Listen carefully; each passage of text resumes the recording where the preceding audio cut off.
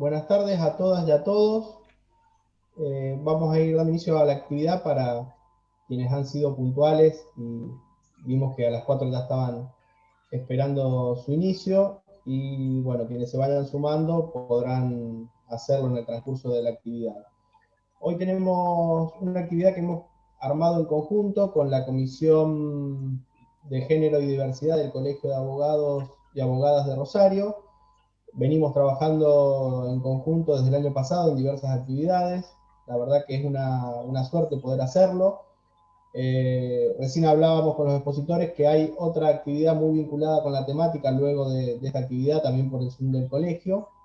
Y no es accidental que la cuestión de género esté tan presente hoy por hoy en nuestro colegio, que el año pasado se haya iniciado la capacitación en ley Micaela y demás, y en gran parte es mérito de la comisión y de Lucila, su presidenta.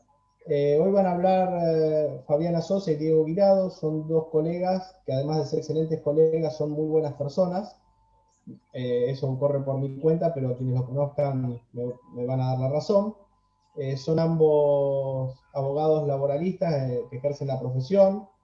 Y bueno, van a hablar sobre la perspectiva de género en el marco de las relaciones de trabajo y el proceso de trabajo, una cuestión que es muy importante y que estamos recién en una etapa, yo creo, inicial de lo que debe ser el desarrollo de esta temática y darle el lugar de importancia que tiene.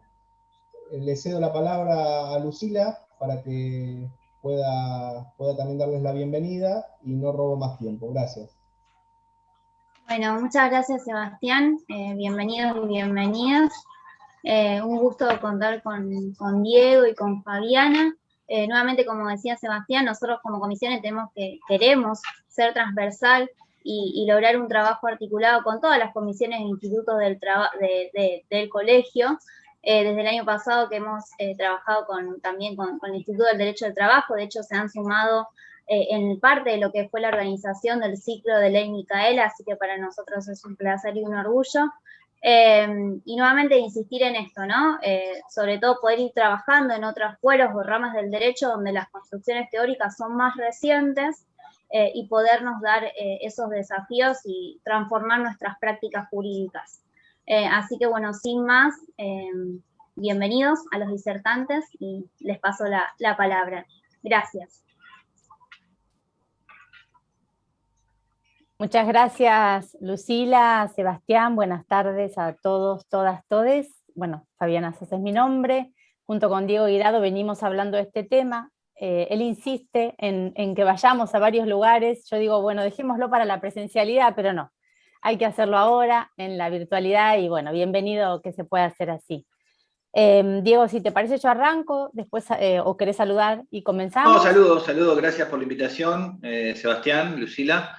Y bueno, vamos a ver qué podemos aportar a este debate que ahora lo va a referenciar Fabiana. Normativamente ahí ya hay una estructura para empezar a aplicarlo, para hacerlo obligatorio, pero bueno, todo tiene su tiempo y bueno, creo que parte de hacer que este tiempo sea el tiempo de la aplicación y de hablar de esto, es la finalidad de esta charla y de estos encuentros que compartimos con Fabiana el año pasado y este año por todo el país.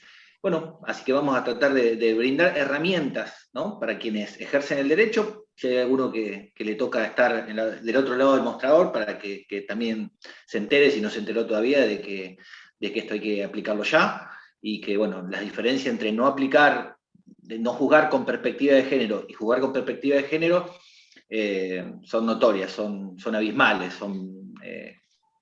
hacen que una persona, que una mujer en este caso tenga o no un resarcimiento en caso, por ejemplo, de sufrir un accidente in itinere, como lo voy a analizar después de la exposición de Fabiana. Entonces, bueno, es eso, brindar herramientas para los operadores del derecho. Bueno, genial. Con la presentación del doctor Guirado, un gusto. Vamos a dividir esta charla. La idea es hacer una charla. Yo en principio hago como una introducción respecto del contexto en el cual me sitúo cuando hablo de género, de qué hablo cuando hablo de perspectiva de género en el derecho del trabajo y diversidades también, ¿no es cierto? Agradezco nuevamente a Lucila, a Sebastián, la invitación generosa que nos hacen a las comisiones, y siempre aliento a esta interrelación entre distintas comisiones que seguramente tienen mucho en común.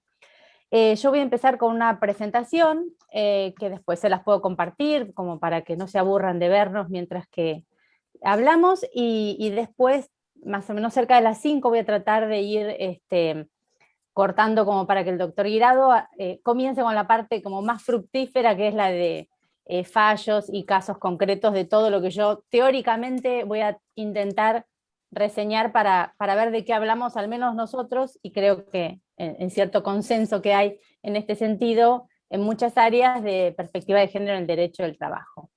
Empiezo con esta presentación, ustedes me dirán si se está viendo. Bien. Bueno, ¿de qué hablamos cuando hablamos de esto, ¿no? Género en el trabajo como hacia una nueva perspectiva. Cuando hablamos de esto, parece que en los últimos años, ¿no?, cada vez es más notoria, es más relevante la preponderancia que ha tenido la palabra género, ¿no? Pensemos que estamos a 6 años de Ni Una Menos, esta marcha que se ha constituido en un cambio de paradigmas respecto de la sociedad, acerca de cómo mirar los reclamos de las mujeres, que venían desde hace 30 años, desde, al menos en nuestro país, los encuentros nacionales de mujeres, que venían planteando políticas públicas, ampliación de derechos en materia de mujeres, géneros y diversidades. Pero pareciera que, respecto a la palabra género, ¿no?, en los últimos años, frente a, por ejemplo, los lamentablemente habituales asesinatos de mujeres perpetrados por sus maridos, amantes o novios, se ha dejado de hablar de crímenes pasionales para comenzar a hablar de violencia de género, y posteriormente se empezó a hablar de femicidio, esta figura que nuestro país pudo incorporar a raíz también de estos reclamos y las discusiones que hubo en este sentido en nuestro Código Penal, ¿no?, como el acto de violencia extrema hacia las mujeres. En este dominó de violencias que decimos que existen, el último es el femicidio.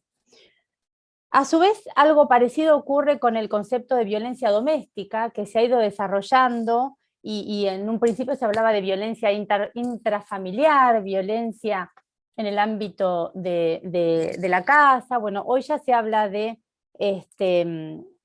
violencia doméstica, porque se habla de violencia hacia las mujeres como analizando todas estas situaciones, así como otras, ¿no?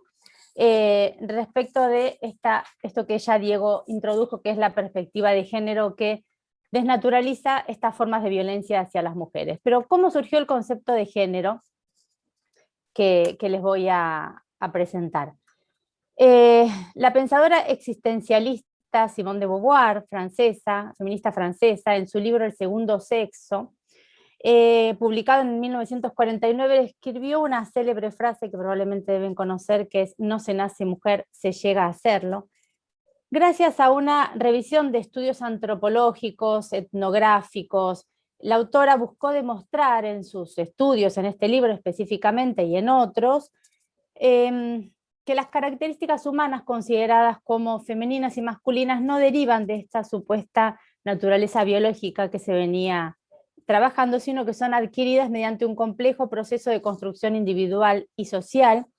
Y en este sentido nos trajo como el mayor aporte para abrir esta puerta a los debates en relación con las diferencias sexuales, ¿no?, y comenzar a examinarlas desde este ámbito, pasando de la biología a estudios culturales, sociales, psicológicos en la década del 60, esto que se ha dado en llamar estudios de género. Entonces, a partir de esto y de todo la producción que se hizo mediante los estudios de género, podemos decir que sexo y género no son lo mismo, y hice un raconto muy cortito para introducirme en el tema género. Hablamos del género como una categoría social. De esta manera yo me voy a referir en toda la exposición. Es una de las contribuciones teóricas más significativas que ha traído el feminismo contemporáneo, y tiene que ver con esta categoría analítica como multiplicidad de identidades, para explicar las desigualdades existentes entre varones y mujeres, en principio poniendo el énfasis en esta multiplicidad. Entonces desde aquí decimos que lo femenino y lo masculino se conforman a raíz de esta relación mutua, cultural, histórica, diversa de acuerdo a la sociedad en la cual estemos, donde el género es esta categoría transdisciplinaria que desarrolla un enfoque globalizador y remite a rasgos y funciones diferenciadas, ¿no? Que ya no forman parte de lo natural, sino que se refieren a los individuos como conductas consideradas femeninas o masculinas. En este sentido, la perspectiva de género tiene que ver con reconocer este marco conceptual adoptado para lo que sea, una investigación, un estudio, el desarrollo de una sentencia, la revisión de un caso, la atención de una consulta, el análisis de datos, por ejemplo, una capacitación, reconocer estas tres partes, ¿no? Que las relaciones de poder que se dan entre los géneros, que favorablemente se inclina en general hacia los varones como grupo social y discriminatoria hacia las mujeres, ¿no? Esta inclinación, que estas relaciones han sido construidas social e históricamente y son constitutivas de las personas, todas las personas crecemos en esta construcción cultural, social e histórica, y que a su vez atraviesan todo el entramado social y se articulan con otras relaciones sociales. Por eso podemos encontrarnos intersectados, como se dice, es un verbo raro, por la clase, la etnia, la educación, la orientación sexual, la condición de migrante, refugiado político, portador de HIV. Hay diferentes secciones, diremos después de vulnerabilidades probablemente, que constituyen esta interseccionalidad. Entonces se busca, al hablar de perspectiva de género, se busca una perspectiva de análisis y propositiva centrada en la titularidad de derechos y como autonomía para la base de la igualdad. Avanzando un poquito en esto, o mejor dicho, volviendo a de dónde surge esta perspectiva de género, me voy a retrotraer un poquito más, vamos a hablar del derecho internacional de los derechos humanos y las mujeres, para después llegar, obviamente, al derecho del trabajo y su incidencia o su interrelación. Para entender la forma en que se relaciona el derecho internacional de los derechos humanos con las teorías de género y las teorías feministas que dieron origen a estas teorías de género, es importante entender por qué desde una mirada, desde los sistemas de protección que tienen en principio, ¿no? Pretensiones de universalidad, no ha sido suficiente. Esta mirada demostró que no había sido suficiente. Los derechos humanos se insertan, sabemos, creo que esto en este espacio se sabe, en un contexto determinado, sabemos que no son neutrales, no son atemporales y tienden a aplicarse a la luz de los principios rectores en cada época. Entonces, esto tiene como consecuencia la intromisión de los factores culturales y una mirada respecto de los sujetos destinatarios de la protección. Tradicionalmente, el paradigma sobre el cual se habían sustentado estos catálogos de derechos hablaba de un titular de derechos, y así lo hemos estudiado en la facultad en general, que se constituye con características muy particulares. En general se habla de un hombre propietario, heterosexual, de cierto grupo étnico, adulto, y esto es lo que constituye, o lo que desde las teorías de género se ha cuestionado como constitutivo de la mirada androcéntrica. Este modelo excluyente que se fue construyendo desde la época de Ilustración, se dice que el feminismo o los feminismos son o es el hijo no querido de la Ilustración. Y desde esa interpretación que se empezó a cuestionar, ¿no?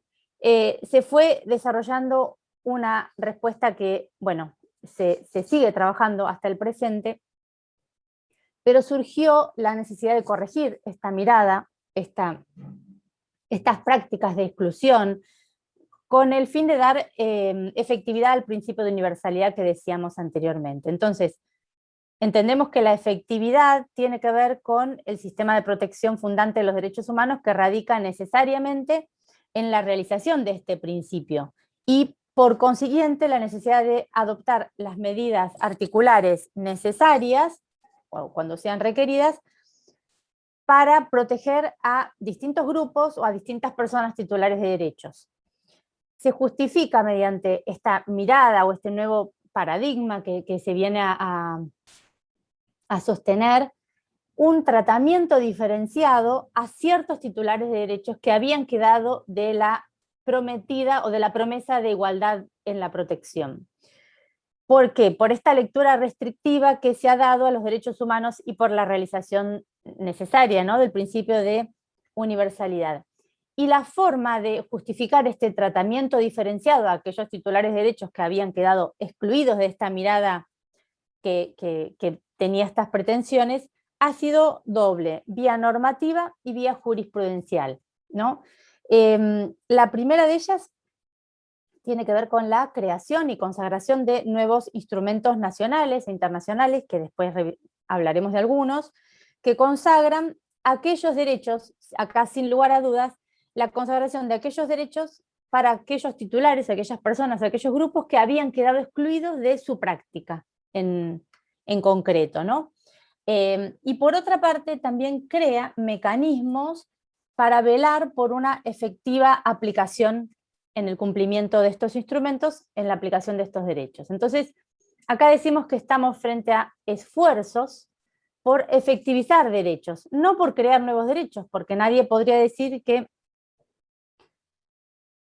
desde la Declaración Universal de los Derechos Humanos, la Declaración Americana de los Derechos y Deberes del Hombre, los Pactos Internacionales de Naciones Unidas o la Convención Americana de Derechos Humanos, se había pretendido excluir a alguien. La idea es que no, claramente. En principio había esta promesa de igualdad de que todos y todas y todos estábamos incluidos, pero en la práctica era necesario ajustar esta promesa de igualdad. Entonces, en esta necesidad de ampliar estos catálogos de derechos, también surgió frente a ciertas prácticas violatorias de derechos humanos a particulares. Por ejemplo, frente a las desapariciones forzadas de personas, o en el caso de la protección de los pueblos indígenas, para dar protección o ampliar derechos en este caso, por ciertas condiciones particulares de los derechos, por ejemplo, en el caso de los niños o niñas, o de personas con capacidades limitadas. Entonces, se hizo necesario crear o consagrar ciertas normas internacionales para dar respuesta a estas situaciones particulares que necesitaban una efectiva protección. Siempre en el marco de los derechos humanos, ¿no?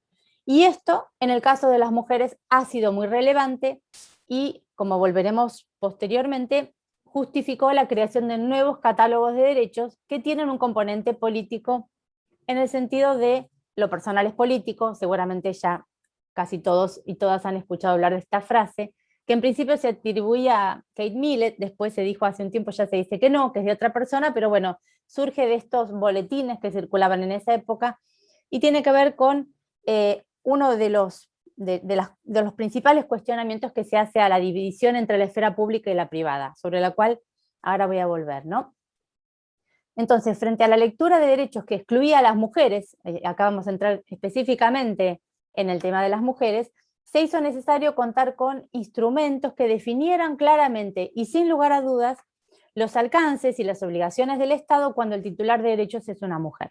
Entonces no se agregan nuevos derechos, como dije, sino la forma de interpretar estos derechos se hace más explícita. Y en cuanto al control de derechos, también se crean nuevos mecanismos de protección como el MESECBI, el Comité de Seguimiento, bueno, estos comités de control del cumplimiento efectivo de los instrumentos internacionales que también nos indican la forma de interpretar estos instrumentos, ¿no? Entonces, yendo todavía en el análisis de esto, ¿no?, de cómo se hizo para dotar de un nuevo contenido, una nueva forma. Recuerden que estoy hablando de una forma de interpretar esos instrumentos o los nuevos que se crearon para permitir el pleno goce y ejercicio de los derechos humanos de las mujeres.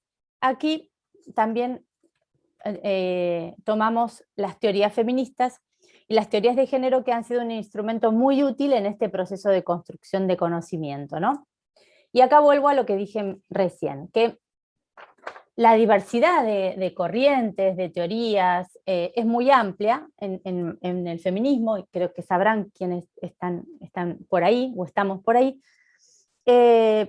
Siempre digo que se habla del feminismo, pero hay muchos feminismos, distintos feminismos, pero todos hacen hincapié en un elemento que se reitera. En este no hay diferencias, ¿no? Esta crítica a la separación y oposición entre la esfera pública y privada, en la teoría y en la práctica. El derecho, ya avanzando el derecho como construcción cultural también, como ciencia inclusive, tenemos ciencias duras, ciencias blandas, ¿no? Esta también nos lleva a pensar cómo se feminiza o no la apreciación de las ciencias. El derecho tampoco escapó a las críticas de las teorías feministas, ¿no? Estas teorías jurídicas críticas que consideraron que era necesario reanalizar diferentes conceptos, ramas, la educación jurídica inclusive que tenemos, para evitar que el derecho sea otro instrumento de subordinación y opresión, ¿no? Teniendo en cuenta los avances del derecho en la satisfacción de las necesidades y demandas de ciertos grupos, veremos que esto nunca fue al azar. Esto responde, nunca fue por casualidad, ni por accidente, sino que tiene que ver con la labor política de estos propios grupos o sujetos que se habían considerado excluidos de los instrumentos de protección, o que no eran suficientes los que teníamos hasta el momento. Entonces, bueno, una de las formas de dotar de contenido, ¿no?, a esta interpretación que nos trae las teorías feministas y las teorías de género, tiene que ver con, yo uso uno de los conceptos, ¿no?, que nos remite a situarnos en esta forma de interpretarlos. Yo traigo generalmente a colación esta definición de Diana Maffia, que aconsejo utilizarla para analizar muchas situaciones, que tiene que ver con... perdón, tengo que admitir gente yo, ¿puede ser? Porque veo que aparece, ahí está, ya lo admitieron, no quería dejar a nadie afuera. Diana Maffia, dentro de sus grandes y enormes contribuciones que hace, nos trae esta definición de feminismos en función de tres principios, uno descriptivo, uno prescriptivo y uno práctico. El principio descriptivo es este que dice que se puede probar estadísticamente que en todas las sociedades las mujeres están en peor condición que los varones en todos los grupos sociales. Por eso yo siempre aconsejo mirar los datos que miremos con esta mirada, con este sesgo de género.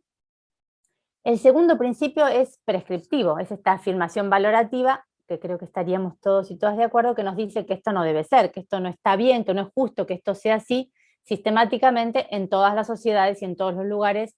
Generalmente las mujeres están en el grupo de peor situación. Y el tercer enunciado es el práctico, es este enunciado de compromiso, que nos lleva a la praxis feminista, que implica hacer algo para que esto cambie.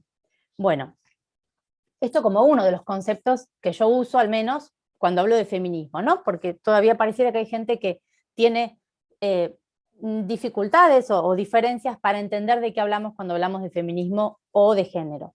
Entonces, volviendo a esto, ¿no?, digo que decíamos que el derecho internacional de los derechos humanos no ha sido inmune a estos procesos de cambio, de crítica y de cuestionamiento que se vinieron haciendo desde los años 60. Las estrategias desplegadas, como dije antes, para influir, para modificar o para ampliar estos catálogos de derechos o la forma de interpretar los derechos, han sido dos, como dijimos. Una, releer los instrumentos internacionales generales de derechos humanos en clave de género y diversidad, después veremos con qué pautas lo podemos hacer, y la otra es generar una normativa de protección específica, cuando sea necesario, para la protección de ciertos colectivos o ciertas situaciones cuando estos colectivos son titulares de derechos, demandas o exigencias nuevas que van apareciendo. Sabemos que también se van ampliando estos catálogos de derechos y de protección. Uno de los conceptos sobre los cuales más se ha trabajado en estas teorías críticas es la discriminación estructural, que nos va a llevar de la mano a algo que tiene mucho que ver con el trabajo, que es la división sexual del trabajo. Probablemente algunas personas, quizás más jóvenes, esto ya lo vieron en la facultad. Yo al menos reconozco que cuando estudié Derecho, nadie me habló ni de discriminación estructural ni de división sexual del trabajo. Lo aprendí mucho más grande cuando volví a estudiar género a la Facultad de Derecho.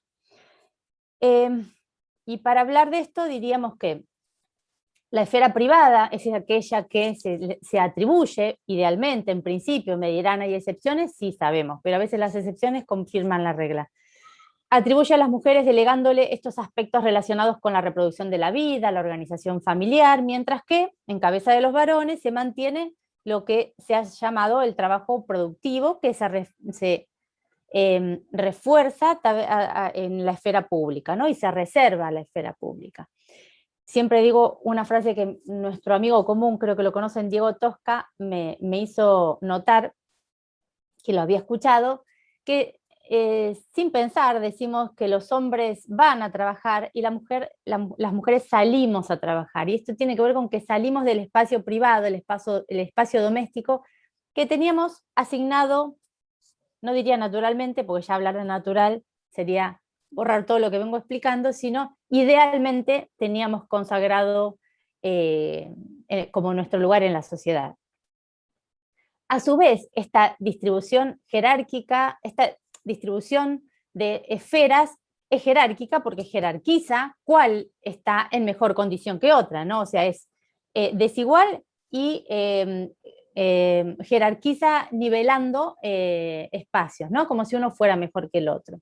Entonces, esta distribución jerárquica e inequitativa de las tareas de cuidado, por ejemplo, que tienen que ver con todo aquello que tiene que ver con la reproducción social de la vida, y que ha quedado tan en evidencia en este contexto de la pandemia, ¿no? Hoy hablamos todo el tiempo del cuidado, y las tareas de producción, que tiene que ver con producción de bienes y servicios.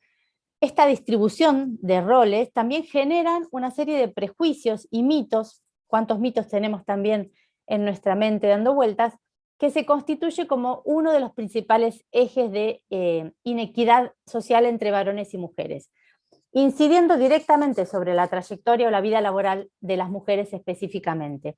Un ejemplo de esta discriminación se percibe, por ejemplo, en el momento de realizar una entrevista laboral para ingresar a un puesto de trabajo. Las preguntas no son iguales si se trata de un varón o de una mujer, en principio, aunque hoy ya hay cierto cuidado en no hacer determinadas preguntas respecto de si tenés hijos, pensás tener más o quién los va a cuidar cuando vengas a trabajar, si lográs ingresar a este lugar de trabajo.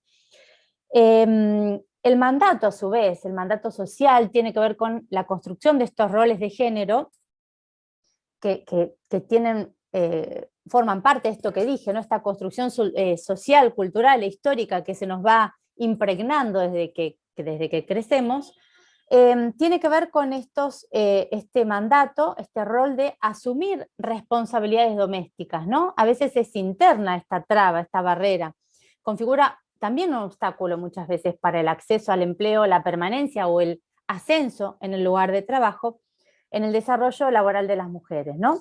En muchos lugares es vista la maternidad como un problema, como un obstáculo. Hasta algunas autoras hablan de la penalización de la maternidad, porque debido a ella, muchas mujeres tienen mayores costos al momento de intentar permanecer en un trabajo. Todavía se sigue hablando de que las mujeres por este tema incurren en mayor ausentismo o hay una baja en la productividad. ¿Por qué? Porque se tiende a pensar que son las únicas o las primeras que van a asumir las responsabilidades familiares. Van a pedir permisos para ir a los actos, al médico, a lo que tengan que hacer en función de estas responsabilidades familiares.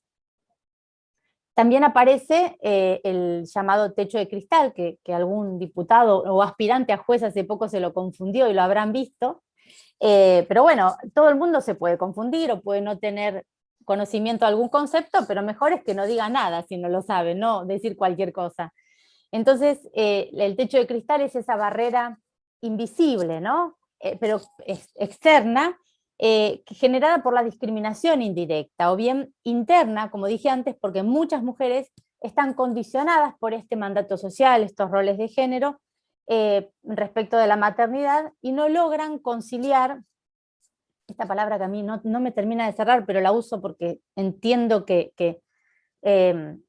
se refiere a esta cuestión de cómo conciliar entre el mandato de la maternidad, la crianza, las ganas de estudiar, de trabajar, de ascender, y ni que hablar de ejercer la actividad sindical, ¿no? Esto que llamamos ya la doble o triple jornada. Entonces estas conductas discriminatorias, ¿no? que son encubiertas, son sutiles, no están explicitadas en ningún lado, son formas cotidianas de trato que están naturalizadas, que están normalizadas y que influyen en estas mayores dificultades para muchas mujeres para acceder a trabajos remunerados, influyen en los procesos de selección, impacta directamente porque hay una mayor precariedad laboral en los lugares en los cuales las mujeres acceden a los puestos de trabajo, desigualdad en el acceso de oportunidades, la brecha salarial. Entonces, vemos que, y seguramente tendrán más ejemplos, la socialización del género influye directamente en el hecho de padecer estas situaciones, aceptarlas y asumirlas con una actitud pasiva, como aquello que no podemos modificar, ¿no? Me referí brevemente a las brechas de género. La brecha de género tiene que ver con causas múltiples y heterogéneas, y el impacto de diferentes factores que son indirectos y que también varían en distintas regiones del mundo, donde también influyen las características o los patrones culturales, el entramado económico e institucional, ¿no? Y la normativa, obviamente, de cada país, además de las políticas que se puedan implementar.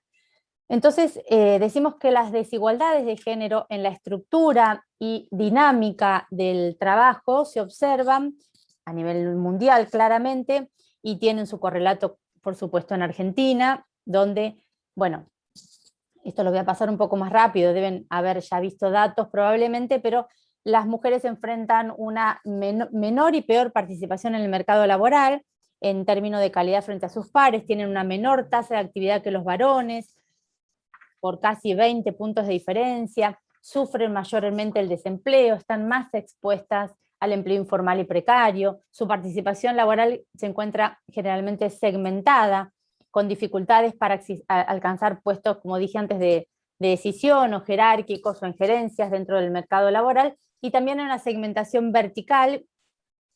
Vertical es esta, ¿no? Con la horizontal que tiene que ver, o la ocupacional que tiene que ver con ocupar sectores que casi representarían una continuidad con las tareas de cuidado o las tareas que están más relacionadas con las mujeres: salud, educación, cuidado, limpieza, trabajo doméstico, que a su vez son las tareas o las actividades menos valoradas.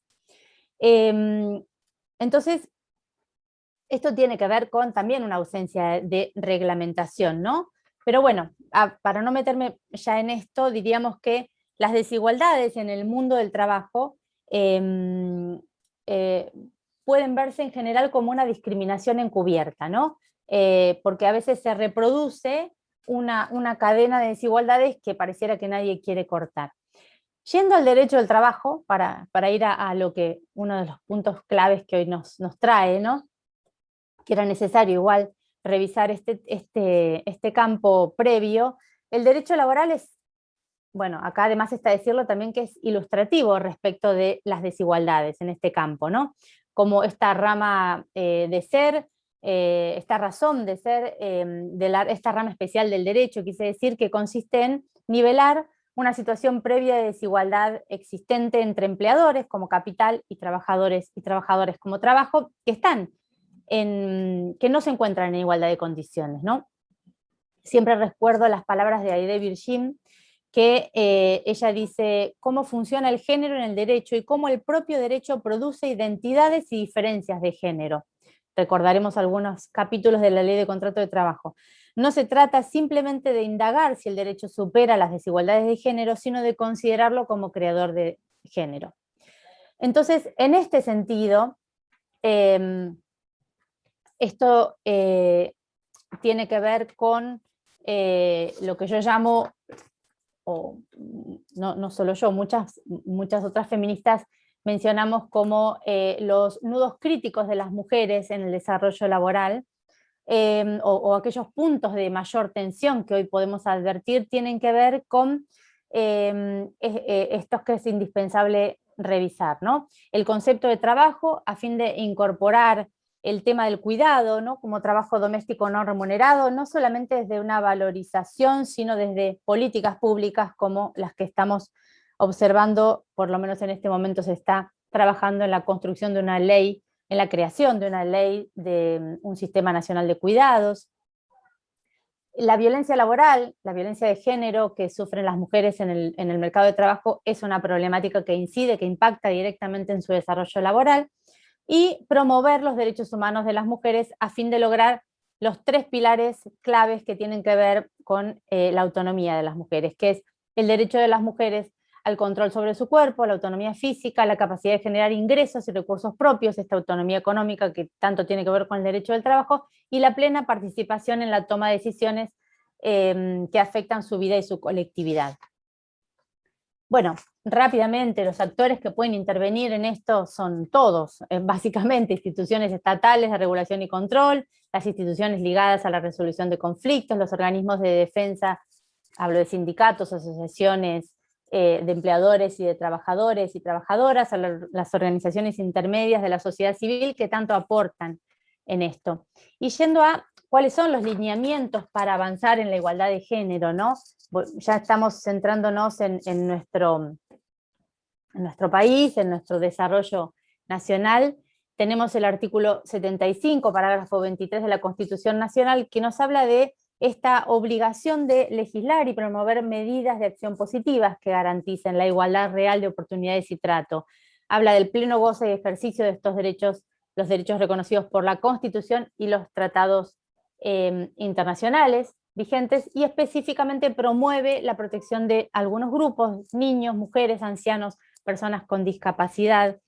La Corte en este sentido también habló de este deber de garantizar igualdad efectiva de oportunidades, y que este deber alcanza los 3 poderes del Estado: el poder legislativo mediante el dictado de leyes con perspectiva de género, el poder ejecutivo mediante la implementación de políticas públicas con esta perspectiva, y el poder judicial con el dictado de sus sentencias con esta perspectiva, ¿no? Entendiendo que todas las decisiones deben integrar estos estándares internacionales de derechos humanos en función del bloque de constitucionalidad o convencionalidad, como decimos, ¿no? Porque sabemos que, y acá yendo al Poder Judicial o nuestro rol de abogados, abogadas, de un lado u otro del mostrador, como dice Diego, las decisiones que se toman, que se puedan tomar en los tribunales, son relevantes en varias dimensiones, pero específicamente en algunos grupos tienen un componente político mayor, es decir, inciden muchas veces en modificar la vida de algunas personas. Entonces, teniendo en cuenta los derechos sobre los cuales vamos girando en toda esta conversación, hablamos del derecho de igualdad ante la ley y el principio de no discriminación como pilares básicos para adoptar esta perspectiva de género. Ellos están previstos en la Constitución Nacional y en diversos instrumentos internacionales que gozan de igual jerarquía. Hablamos de la Declaración Universal de los Derechos Humanos, la Declaración Americana de Derechos y Deberes del Hombre, la Convención Americana sobre Derechos Humanos, el Pacto Internacional de Derechos Civiles y Políticos, el Pacto Internacional de Derechos Económicos, Sociales y Culturales, la Convención sobre los Derechos del Niño. Pero específicamente vamos a avanzar en estos instrumentos que son CEDAW y Belém do Pará.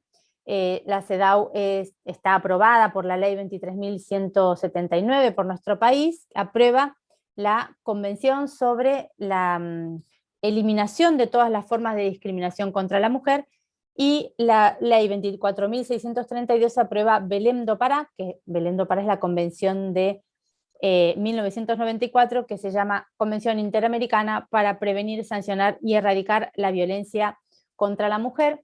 Por estos 2 instrumentos, los Estados miembros se comprometen a impulsar normas y políticas para asegurar el ejercicio efectivo de los derechos de las mujeres, así como prevenir, sancionar y erradicar la discriminación y la violencia contra ellas. CEDAW recoge el principio de debida diligencia estatal, que resulta fundamental para garantizar el efectivo goce de los derechos,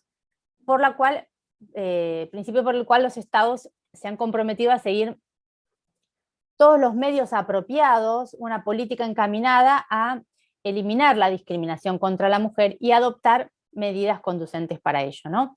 Según el artículo 11, inciso E, dice que los estados deberán adoptar todas las medidas apropiadas para eliminar la discriminación contra la mujer en la esfera del empleo, con el fin de asegurar a la mujer en condiciones de igualdad con los hombres los mismos derechos.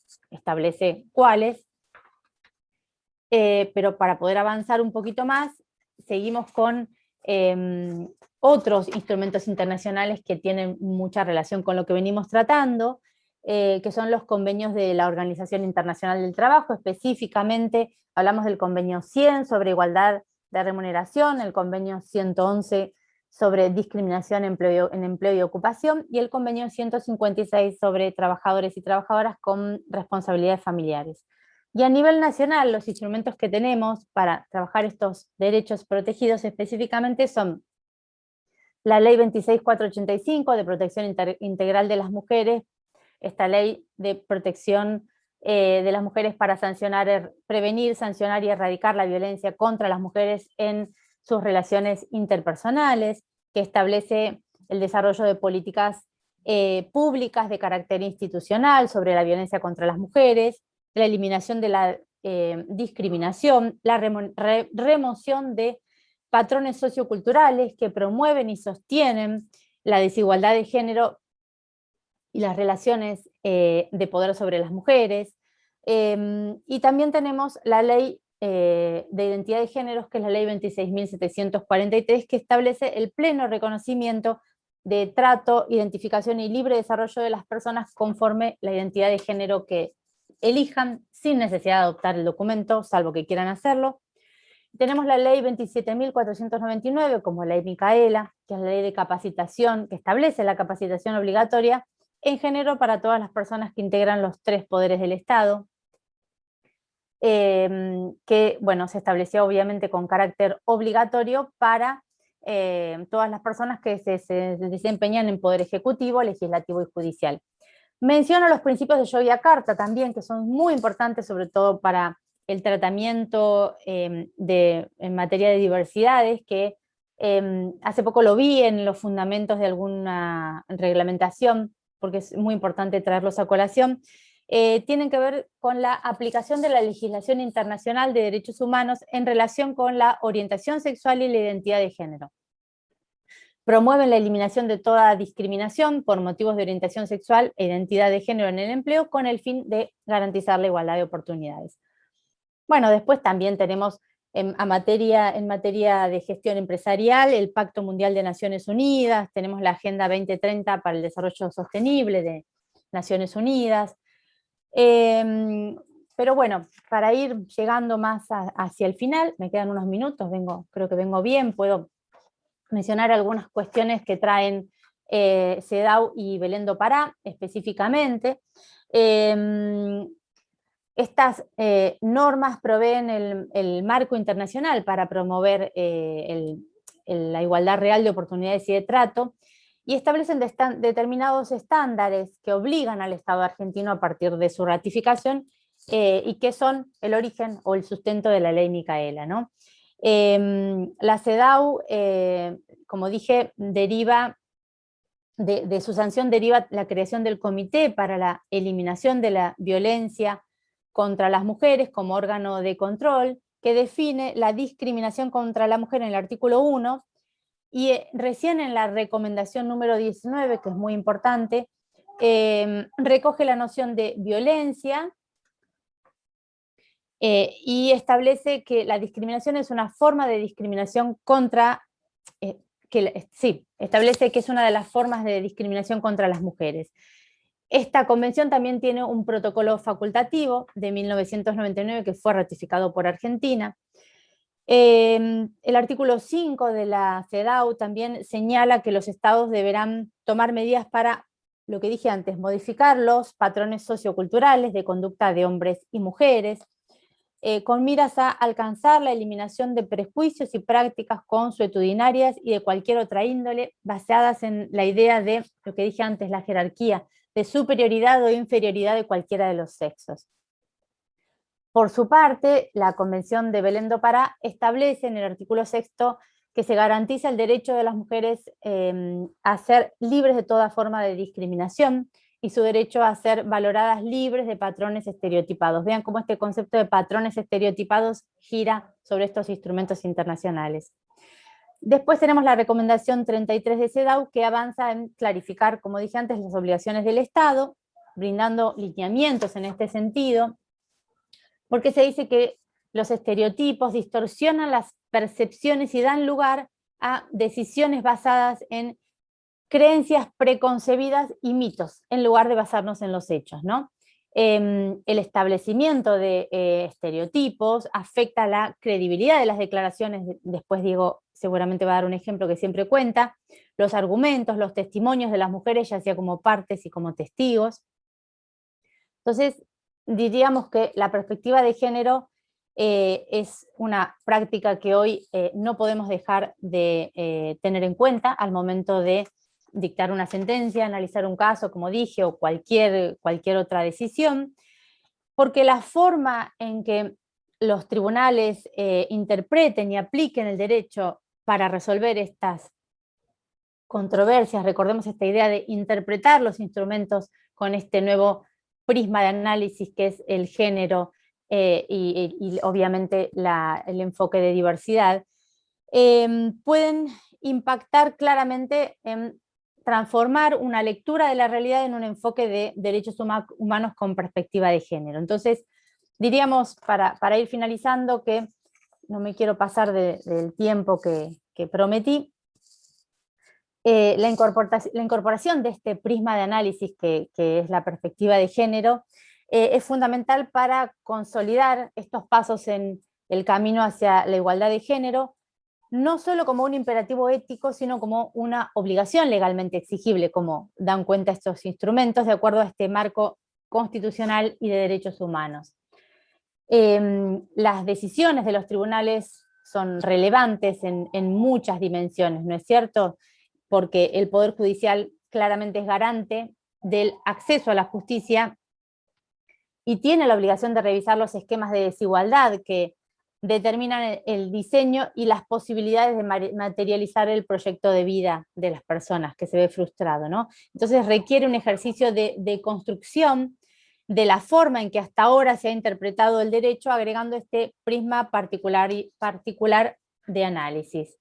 Así que, bueno, diría que, si bien para finalizar, ¿no? Que la vinculación entre la legislación, la aplicación efectiva de las leyes y los arreglos institucionales deben hacerse incorporando estos nuevos marcos teóricos y categorías analíticas para no dejar librado en función de la colisión de fuerzas que puedan tener las personas, sino humanizar las relaciones laborales, repensar muchas cuestiones que venimos trabajando para esto que, bueno, la OIT llama el futuro del trabajo centrado en las personas, ¿no? Y todo lo que implica esta mirada, esta necesidad de enfocarnos a la hora de incorporar estos distintos elementos que fuimos revisando, categorías analíticas, modos de interpretar estos instrumentos, para redefinirlos sobre bases más sólidas, profundas, y poder, bueno, desarrollar este concepto de igualdad de género en el derecho del trabajo. Así que, bueno, tratando de cumplir con lo prometido, voy finalizando. Obvio, después dejo de compartir y quedo para preguntas cuando quieran, y escucho atentamente a mi compañero Guirado. Excelente, Fabiana. Qué fácil que me haces lo que viene. Gracias. Bueno, sigo nomás. Sebastián, sigo en palmo nomás. Si les parece, Lucila. Dale. Yo voy a compartir un Power, que siempre lo voy modificando. A ver, acá arriba. Acá, compartir pantalla.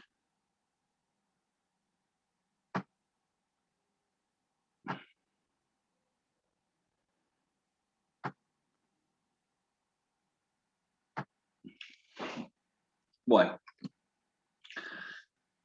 para repasar algunas cosas, algunos conceptos de Fabiana, por si quedó alguna duda, ¿no?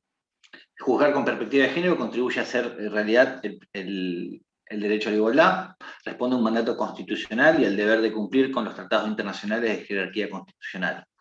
Debe estar en todas las partes, en todas las etapas del proceso, y de esto se trata mi exposición, desde el inicio y durante el desarrollo del debate jurisdiccional. Su utilización no exime al juez o la jueza de profundizar en el análisis jurídico y fallar en virtud del contexto probatorio. Eso para derribar el primer mito, prejuicio, ¿no? De los que dicen que la perspectiva de género mata indubio pro reo, ¿no? Esa serie de principio de inocencia. Bueno, esto es lo primero que hay que decir, que obviamente son embates que se hacen o son manifestaciones de esta negativa a incorporar la perspectiva de género, tanto en el desarrollo como en la sentencia luego de un proceso. Este enfoque no compromete la imparcialidad ni la independencia de quienes imparten justicia, ya que no se está proponiendo en ningún caso decidir el proceso a favor de las mujeres. El análisis con perspectiva de género debe ser aplicado en la sentencia, aun cuando las partes no lo hayan invocado. Se trata de buscar mecanismos metodológicos que permitan a quienes deben fallar reconocer y visibilizar los estereotipos que contribuyen a perpetuar la desigualdad. Esto lo vamos a ver en dos sentencias de Salta, una que es Cisneros y otra de otro caso, de un caso de acoso, cómo están presentes estos estereotipos de género. Su desarrollo permite adentrarse en la identificación de prejuicios y o estereotipos de géneros, asimetrías de poder y fenómenos de múltiples discriminación. El fenómeno que conocemos como la interseccionalidad. Entonces, es importante tener presente que juzgar con perspectiva de género no es una concesión graciosa que hace el tribunal en función de su propia manera de entender las cosas, sino una obligación que como funcionarios públicos le impone la Constitución Nacional y los tratados internacionales en materia de derechos humanos y otra normativa a la cual se refirió Fabiana. Recomiendo este trabajo publicado en La Ley el 8 de marzo, en una edición especial. Estas dos chicas son acá dos colegas de la ciudad de Santa Fe, ¿no? que titulan su trabajo de esta manera, ¿no? Entonces esto creo que huelga cualquier tipo de comentario, ¿no? Las sentencias sin perspectiva de género constituyen violencia institucional contra mujeres y disidencias sexuales. O sea, no fallar con perspectiva de género no es un nuevo supuesto de violencia. Recomiendo su lectura por el análisis profundo que hacen de esta cuestión. Bueno, algo de esto dijo también Fabiana, ¿no? Solamente para mencionar algunos fallos en los cuales estuvo en discusión, ¿no? Si la condición de ser mujer, y acá vamos ya a tener una concepción clásica, ¿no? Volvemos al concepto de mujer y no de género, que es para poder yo hacer referencia a estos fallos, que algunos tienen ya 20 años. El típico es el caso Fredo, el caso Cisneros, que después lo voy a comentar, o el caso Borda, también con la misma temática, ¿no? Que es el no ingreso a las empresas de transporte público de pasajeros, en este caso en la ciudad de Buenos Aires, en el caso Cisneros en la ciudad de Salta, ¿no? De las mujeres. ¿Esto obedece a un desinterés por parte de las mujeres o obedece a toda una serie de prejuicios, estereotipos? Eso es lo que vamos a ver en Cisneros. Una apreciación que se hace en la sentencia.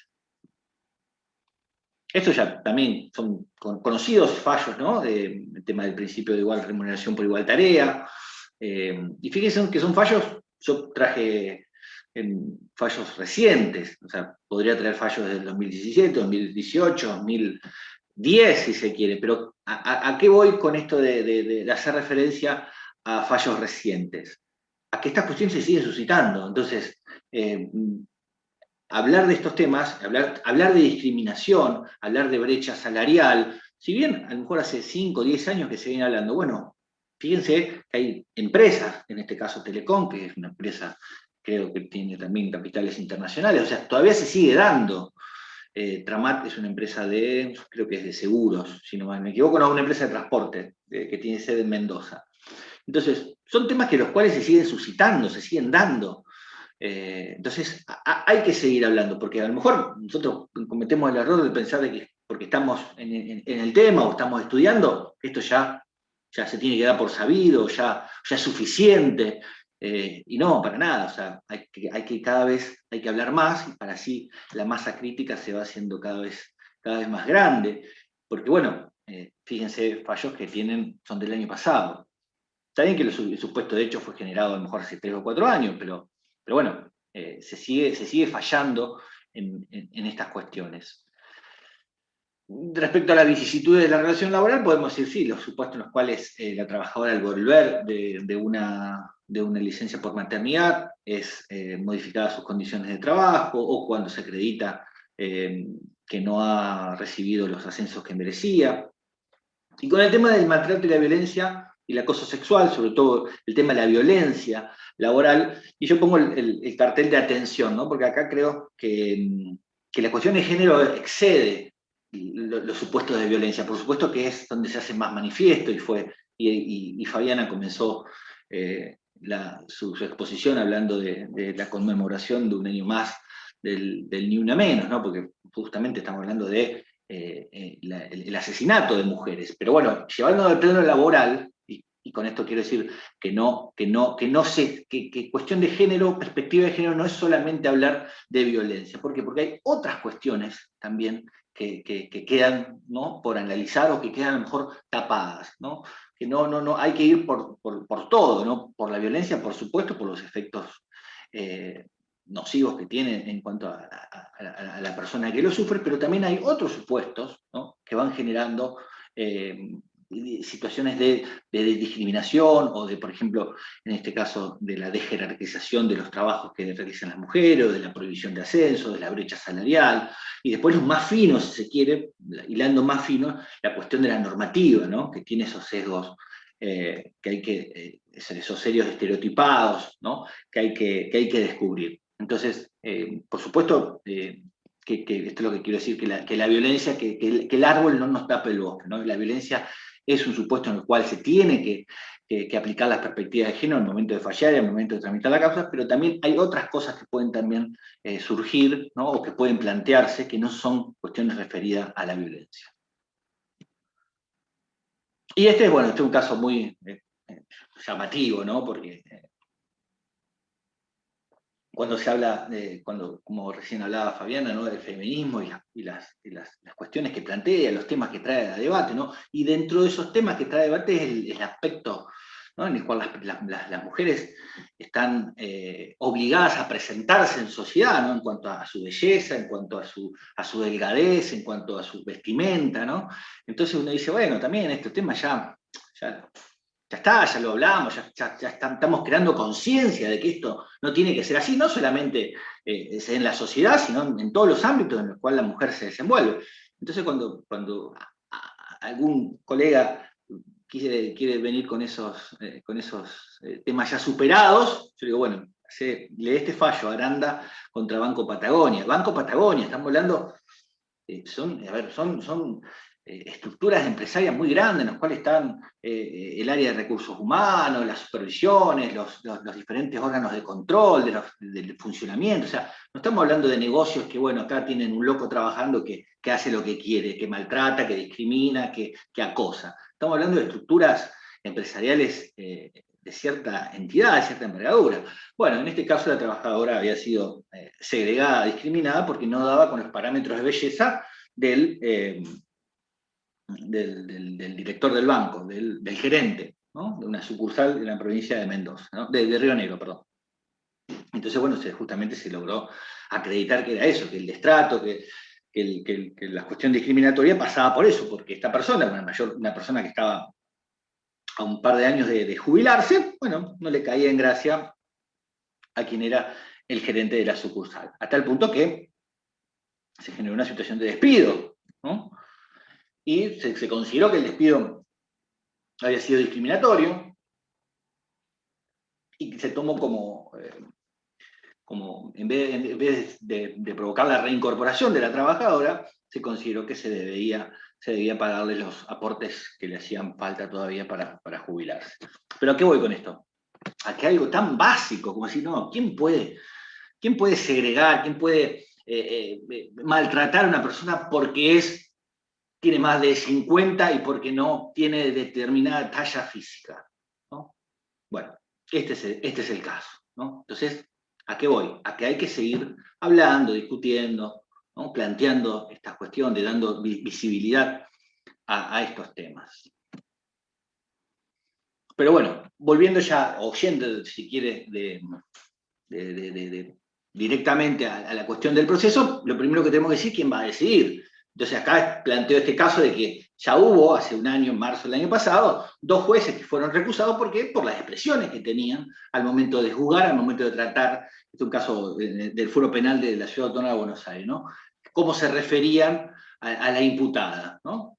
Entonces, estas cuestiones también empiezan a tallar al momento de definir quiénes son las personas que van a juzgar. Y de ahí la importancia de justamente la capacitación en perspectiva de género, ¿no?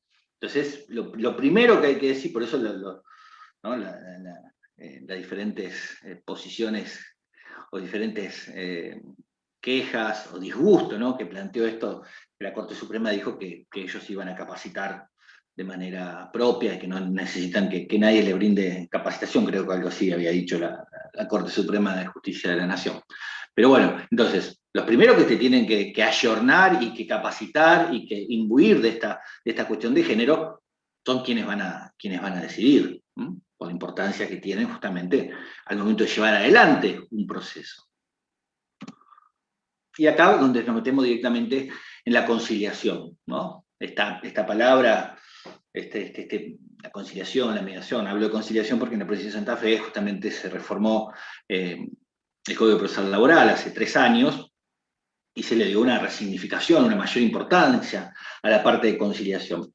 Más allá de todas las críticas que podamos hacer respecto de la posibilidad de conciliar en materia laboral, ¿no? Porque está este pequeño detalle que es el principio de irrenunciabilidad, el principio protectorio, ¿no? Entonces, a lo mejor todo muy lindo, la mediación, la conciliación en otras materias, ¿no? Como puede ser, no sé, miren, no me animo ni a decir de derecho del consumidor, porque el consumidor está teniendo una prevalencia, ¿no? En cuanto a protección, que está bien que así sea, pero en otras materias, como pueden ser civiles, comerciales, pero bueno, en materia laboral, ¿no? Tiene esta particularidad, ¿no? Que estamos ante un sujeto de preferente tutela que a lo mejor no puede disponer libremente en una negociación, en una conciliación. Pero vamos a un sujeto con una doble preferente tutela, porque vamos a hablar, en el caso de las mujeres, una mujer víctima a lo mejor de una situación de violencia laboral que tiene que iniciar un proceso laboral. Bueno, nuestro Código Procesal Laboral,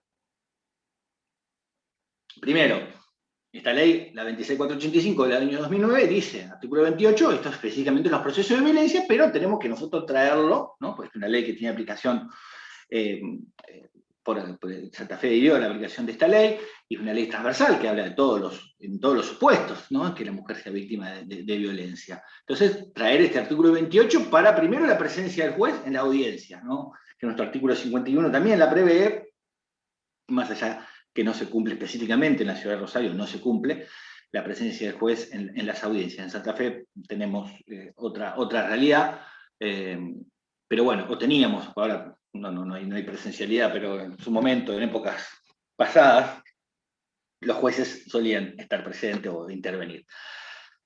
Pero bueno, específicamente el artículo 28 de la ley 26485 dice, quedan prohibidas las audiencias de mediación o conciliación. Entonces, claramente establece la prohibición de mediar en casos de violencia contra las mujeres. Entonces, acá sí vuelvo con el tema de la violencia. Violencia que en el marco de una relación laboral. ¿Dice algo nuestro Código Procesal Laboral reformado? Artículo 51, la primera audiencia. Está bien, ahí no hay, hasta ese momento no se produjo prueba, solamente la prueba documental adjuntada, todavía no se absolvió posiciones, ¿no? Esto voy en cuanto a si se puede estar acreditada la violencia. Pero en una audiencia de artículo 56 y una audiencia de artículo 57, ya hay un proceso en el cual se produjeron determinadas pruebas testimoniales, informes. Entonces, nuestro Código de Procedimiento no establece ningún tipo de salvedad para que en este caso, cuando el proceso ya haya avanzado y se hayan acreditado determinadas situaciones de violencia que tuvo como víctima a una mujer trabajadora, el juez o la jueza las pueda llamar a conciliar. ¿no? Y a realizar tratativas. ¿Se entiende? ¿No? Un momento es el artículo 51, que puede decir solamente lo que las partes manifiesten, más allá de la importancia que tiene lo que manifiesta una persona que es víctima de violencia laboral, específicamente violencia de género sufrida por parte de las mujeres, ¿no? Entonces, la primera etapa, artículo 51, pero en el 56 y el 57 podemos estar en presencia de ya determinada prueba producida, ¿no? Determinada acreditación de esto que se esgrimió en el intercambio telegráfico o en la demanda. Y así todo, nuestro Código Procesal Laboral no tiene ninguna referencia, ¿no? a esta excepción, ¿no? Justamente de no mediar, de no reunir a las partes cuando hay una situación de violencia. Es una cuestión para pensar, para pedir a los legisladores que esta vez adecúen esta cuestión de las etapas conciliatorias, esta conciliación insistente que tiene este nuevo Código Procesal Laboral a los preceptos de la 26485. Y acá sí vamos a lo que son los análisis de los hechos, ¿no? Y esto ya es, si quieren, en el proceso en sí. Hay que analizar el contexto en que se desarrollan los hechos, interpretar los acontecimientos en el entorno social correspondiente, en el conjunto de condiciones y situaciones nacionales, regionales o locales, visualizar la existencia de estereotipos de género y el valor dado a la mujer y a las personas en condición de vulnerabilidad en el escenario de los hechos. Esto lo leo porque me sale mejor leerlo que explicarlo, porque si pongo a explicarme, no tengo esta claridad, ¿no? Y acá hago mención a estos dos casos, ¿no? El caso RJD y otro contra el Mangrullo, de un fallo que va a tener 1 año y medio, 2 años, ¿no? Entre una trabajadora que era acosada, el Mangrullo que es una tabacalera, una plantación de tabaco.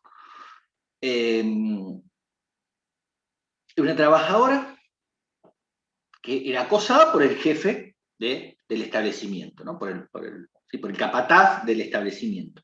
Esta persona, el capataz le había robado el celular, lo había sacado de la casilla que tenía asignada, del locker que tenía asignado la trabajadora, le había sacado el celular y difundió las fotos que tenía, unas fotos privadas, unas fotos seguramente sin ropa, con alguna escena así comprometida, con su novio que trabajaba en ese mismo establecimiento. O sea, imagínense, no le importó nada, el capataz absolutamente nada le importó, ¿no? Ni la trabajadora, ni que era la persona que también era su pareja, era compañero de trabajo. Bueno, divulgó esas fotos. También hubo una cuestión de acoso sexual, porque también hubo previo una amenaza, ¿no? Una intención de concretar un encuentro sexual para que esto justamente no circulara. Bueno, lo que hay que remarcar es que al momento de prestar declaraciones en el juicio, la empresa lo primero que dice, bueno, usted tiene responsabilidad porque no tomó las medidas necesarias para cuidar la integridad de su trabajadora. ¿Qué contesta el representante de la empresa? Creo que era el gerente. Dice, y usted tendría que ver, dice, cómo se va vestida la trabajadora. Dice, provocativamente, la ropa que usa, ropa ajustada. Dice, y aparte, dice, ¿por qué se sacó esa foto? Dice, o sea, victimizando, responsabilizando a la víctima, ¿no? Culpabilizando a la víctima, ¿no? Esto lo vemos, esto es común, si se quiere, en el derecho penal, ¿no? Que se ve esto de que, bueno, cómo estaba vestida, qué hizo, provocó. Bueno, acá lo mismo, ¿no? Y el encargado de personal, o sea, el capataz, que estaba identificado como la persona que había llevado adelante el acoso, dice lo mismo. Dice, usted porque no la vieron, dice cómo se vestía. Y la ropa que usaba. ¿No era adecuado a una persona que vaya a trabajar de esa manera, tan provocativamente? Entonces, estos relatos, estos testimonios, hacen a la cuestión, o sea, si tenemos que dilucidar si existió o no un acoso, una persecución, en este contexto que se emiten estas declaraciones, bueno, da un panorama de cuál era el ambiente de trabajo, cómo pensaban los que dirigían la empresa, los dueños de la empresa. ¿Se entiende? Porque la importancia del análisis de los hechos con esta perspectiva, para justamente descubrir, ¿no? En qué entorno se dieron los hechos. El fallo Cisneros también más, no tan elocuente y alevoso como esto que estoy diciendo, pero también espero que este señor no sea pariente de nadie, porque es una foto que saqué de Google, pero para darle, para contextualizar, ¿no? De dónde, fueron los dichos. Cocinero de una trabajadora que quería trabajar en el transporte público de la ciudad de Salta y no le daban espacio, no le daban volante, como le dicen en la jerga. Entonces, había que analizar si esto era una cuestión de que la trabajadora no tenía oportunidades, no tenía capacidad, no tenía, nadie antes se había presentado, ¿no? Todo ese contexto. Entonces, ¿qué se dice? Se trae a alusión una de estas entrevistas que había estado desgrabada, esto creo que fue adjuntado a la causa en primera instancia, en Cámara de Salta. O la Corte de Salta creo que hace referencia a esto, que lo toma la Corte para hacer esta referencia. En una entrevista a los dueños de la empresa de transporte, una entrevista, bueno, acá pongo una entrevista en la calle, una entrevista televisiva, radial, no sé, fue una entrevista periodística, y se dice, esto es Salta turística, y las mujeres deberían demostrar sus artes culinarias. Esas manos son para acariciar, no para estar llenas de callos. Se debe ordenar el tránsito de la ciudad y no es tiempo de que una mujer maneje colectivos.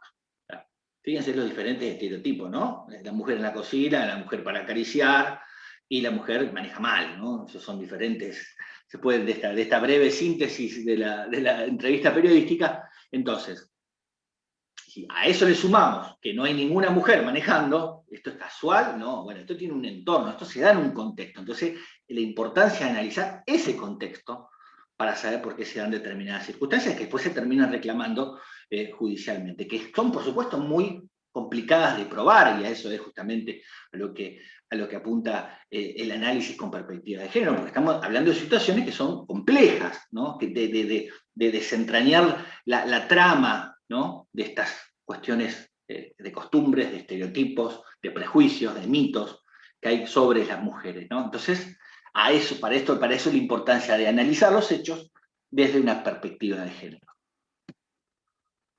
Bueno, esto, si quiere, una par de jurisprudencia alentadora, un juzgado de primera instancia de Córdoba, que hace justamente hace alusión en su análisis a la perspectiva de género.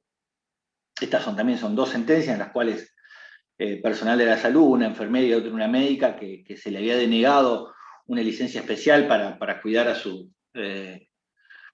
sus hijos, en el caso del primer caso, una hija menor de edad, en el segundo caso una persona con discapacidad. Bueno, justamente se hace un análisis con perspectiva de género, porque justamente del rol que tenía la actora en esa familia, dos casos de familias monoparentales, donde no había posibilidad de que tanto la niña como la persona con discapacidad esté al cuidado de otras personas, y el primer caso era por el tema de la suspensión de las clases.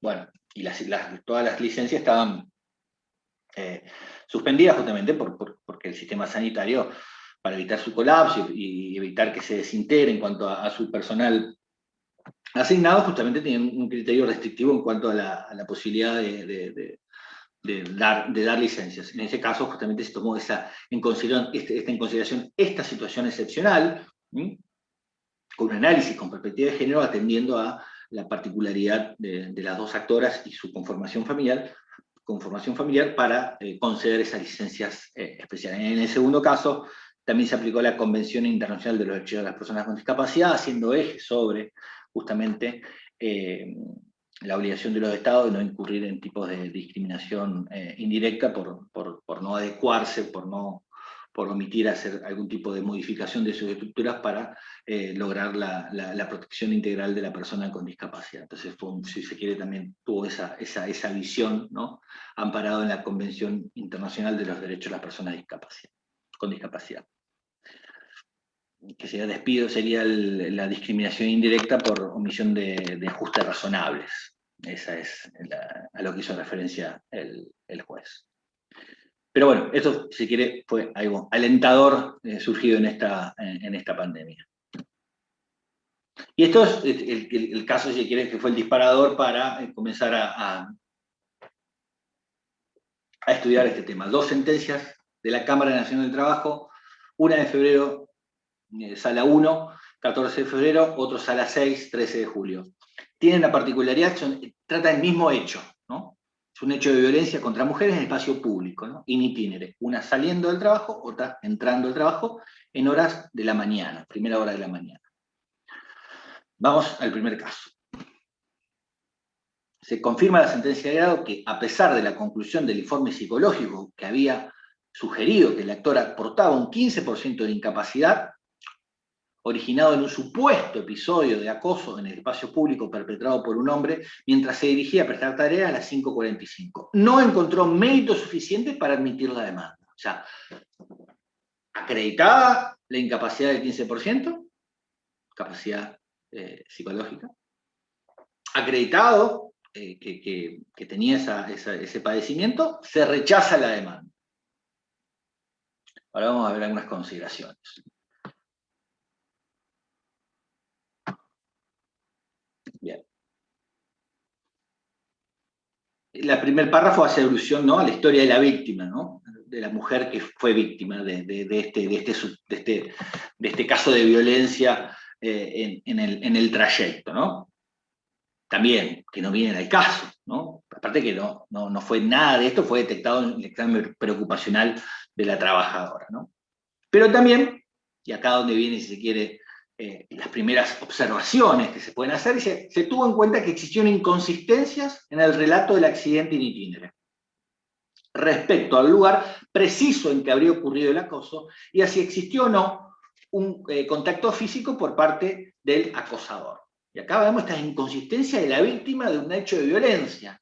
Entonces acá es donde tenemos que traer los conceptos, ¿no?, los estudios que se realizan respecto a aquellas personas que sufren violencia, ¿no? Que es normal que se olviden de algunas cosas, que se retracten, que se equivoquen, que cambien el relato. ¿Por qué? Porque justamente fueron víctimas de violencia.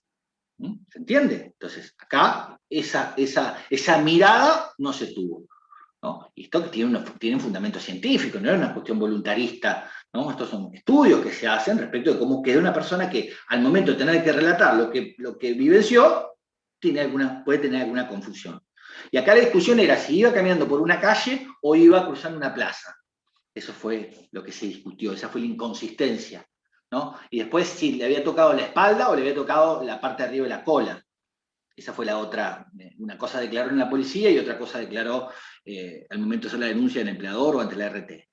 De eso estamos hablando, ¿no? De esas diferencias, ¿no? De si iba caminando por una calle o iba cruzando una plaza, y si el victimario la tocó arriba del hombro o le tocó la parte de arriba de la baja espalda. Para que sepan cuáles son los fundamentos por los cuales se rechaza, ¿no?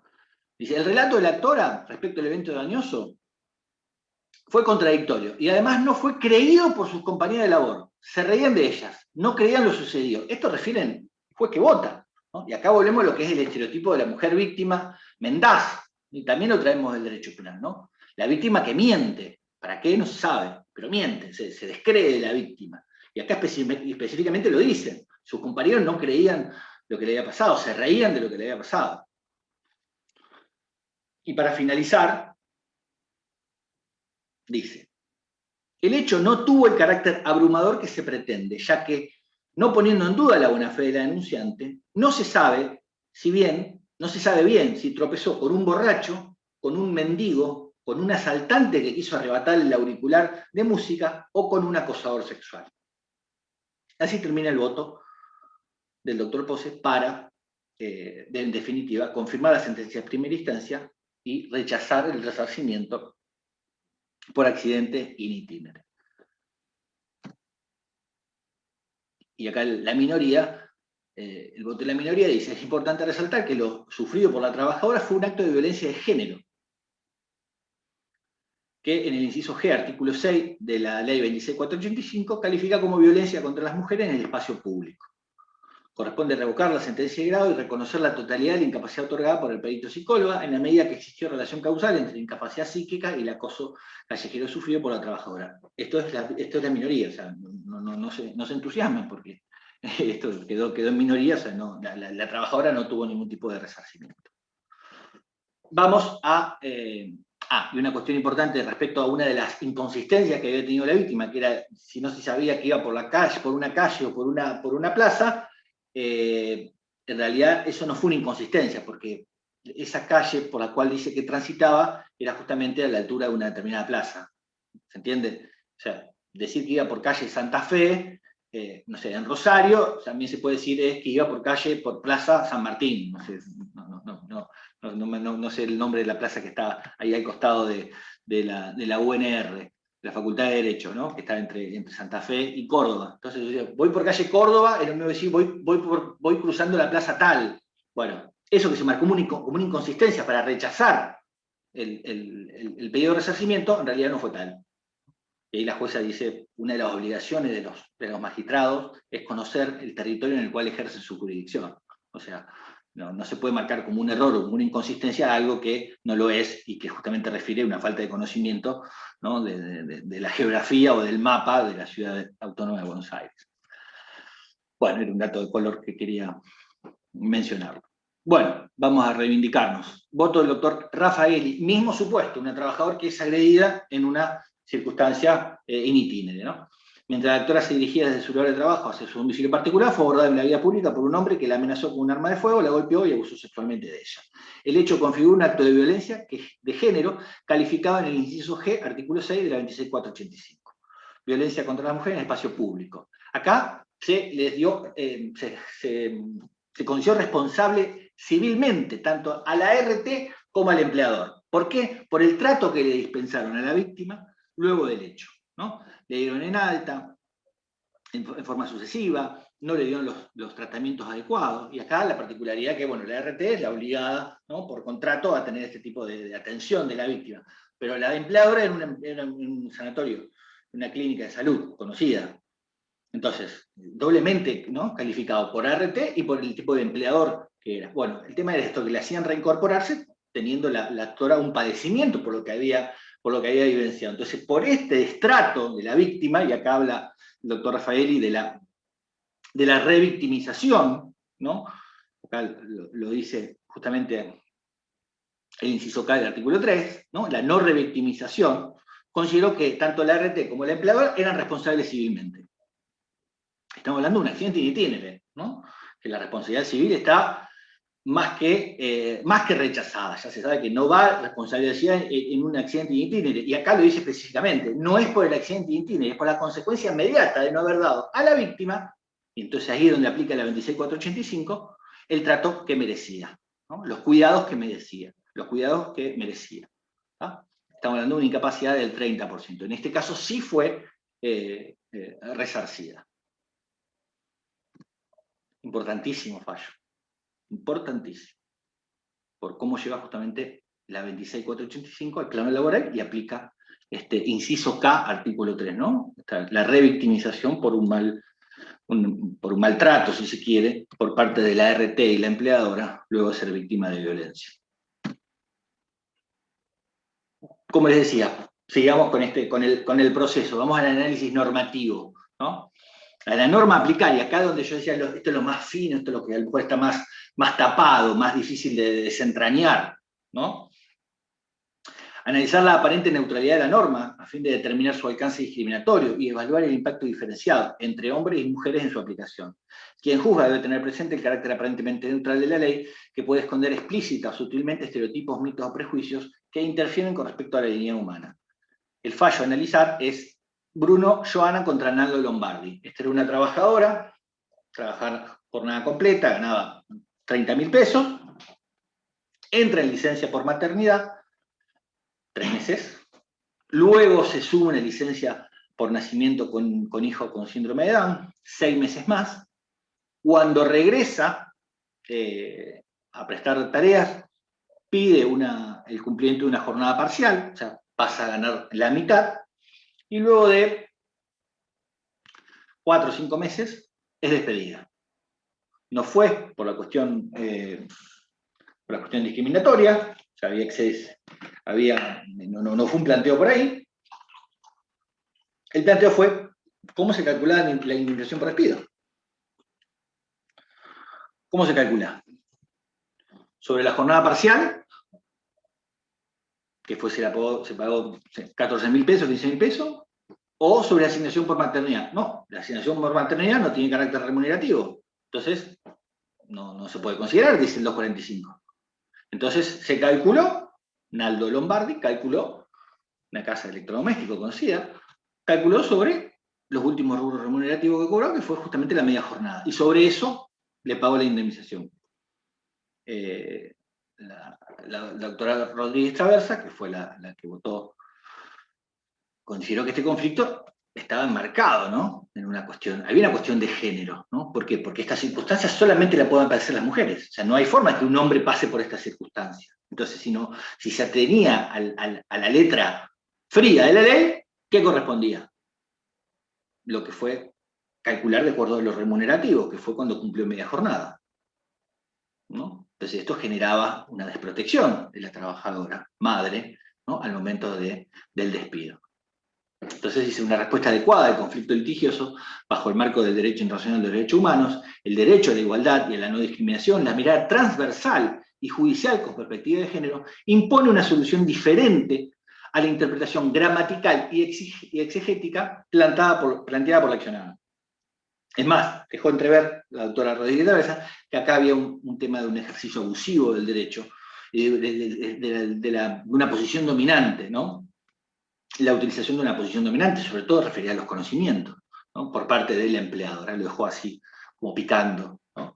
Pero entonces, si aplicábamos el 245, que fue lo que dijo otra de las juezas que votó, se tenía que pagar de acuerdo a la jornada parcial cumplida luego del reintegro luego de las licencias por embarazo, ¿no?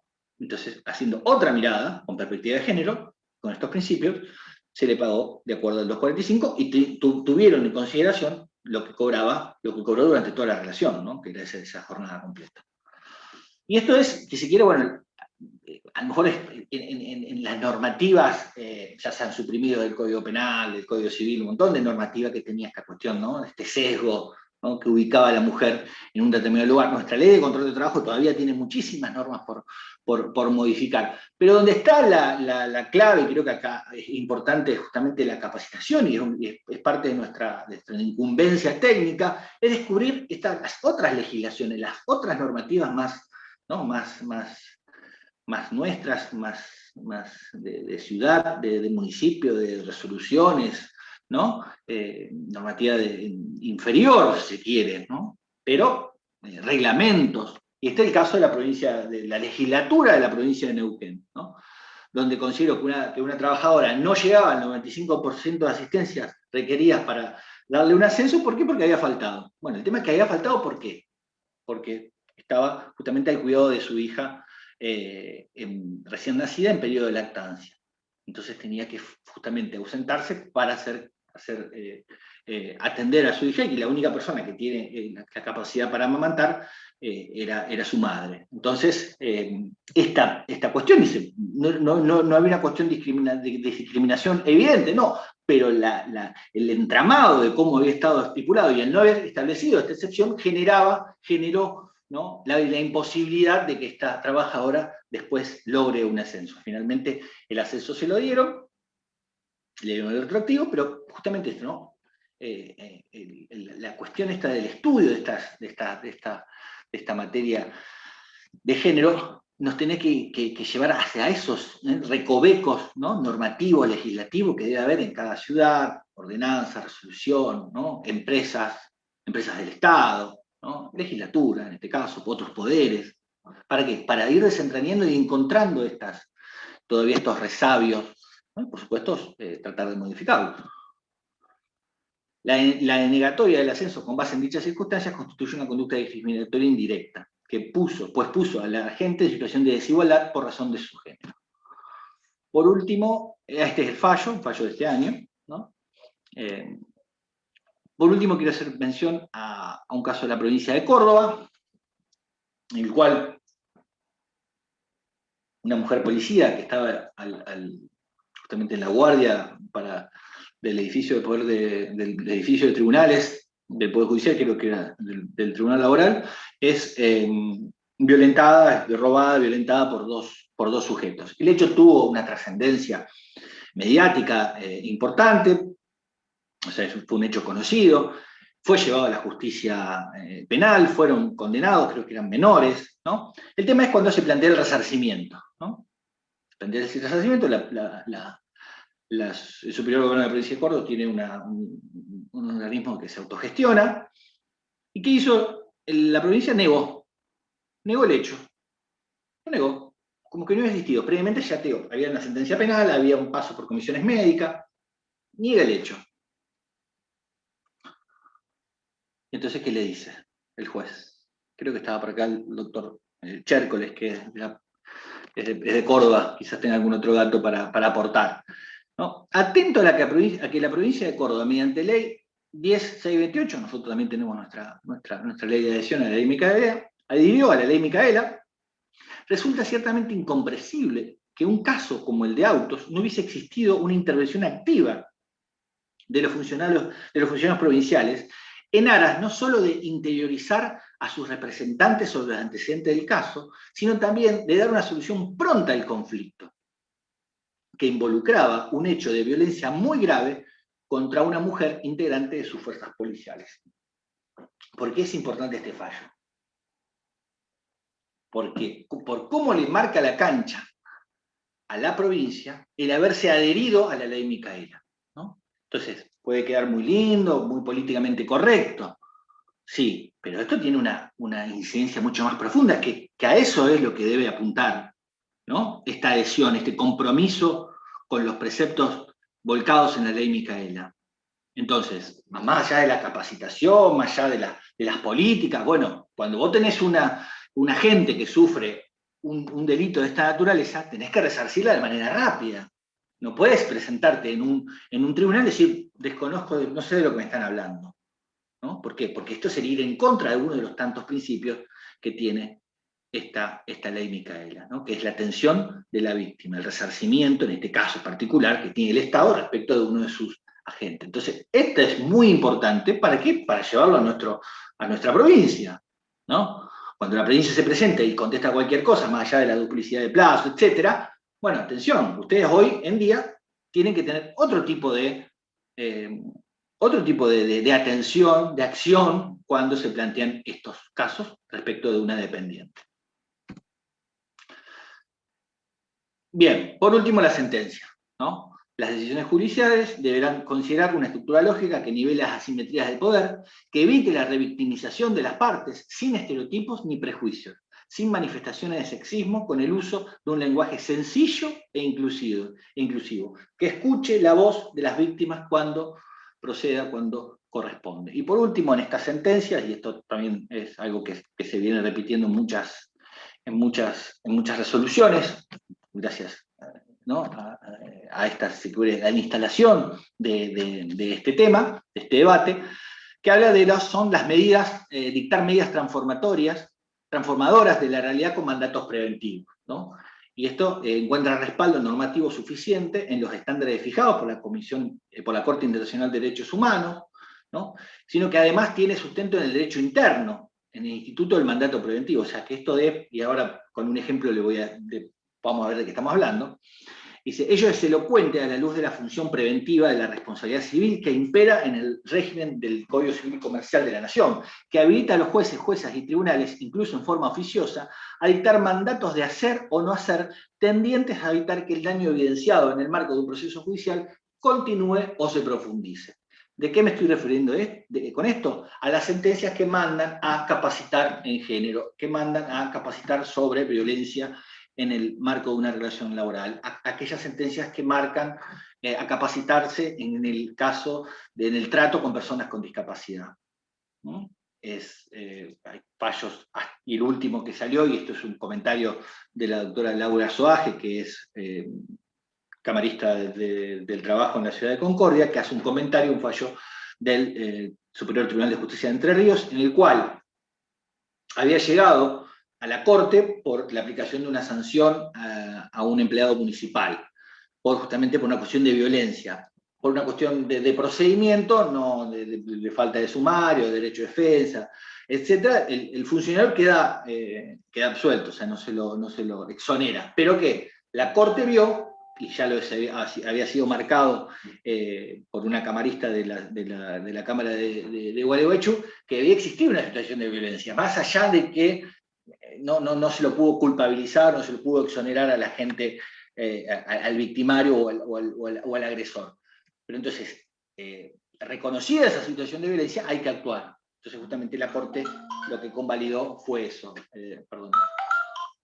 Lo que Corte convalidó esa decisión de la jueza de mandar a capacitar a las partes intervinientes, en este caso era una municipalidad, en cuestiones de prevención de violencia de género y de violencia laboral. También lo había hecho justamente la doctora Soaje en un fallo anterior, que había mandado a capacitar a toda una municipalidad, ¿no? Justamente fue en el cambio de gobierno entre el 2019 y el 2020, el nuevo signo político se encuentra con personal de planta y específicamente con una trabajadora que la empiezan a maltratar, la cambian de lugar, etc. Y entonces se estableció la doctora Soaje justamente, reincorporar a la trabajadora a su puesto de trabajo, garantizarle condiciones dignas de labor y además mandó a capacitar a toda la municipalidad, al nuevo intendente, a su secretario, y a toda la planta para que justamente estas situaciones no vuelvan a ocurrir. Y así ha pasado en la Corte Suprema de Justicia de Mendoza, fallos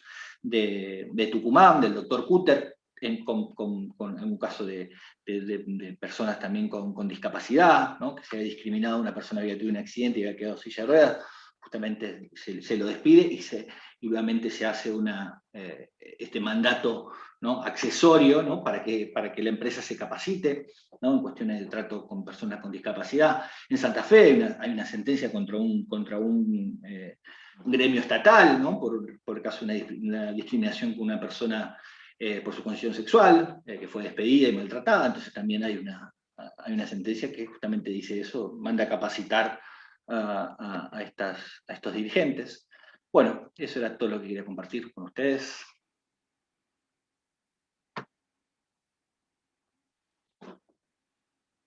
Terminé 10 minutos antes, Sebastián.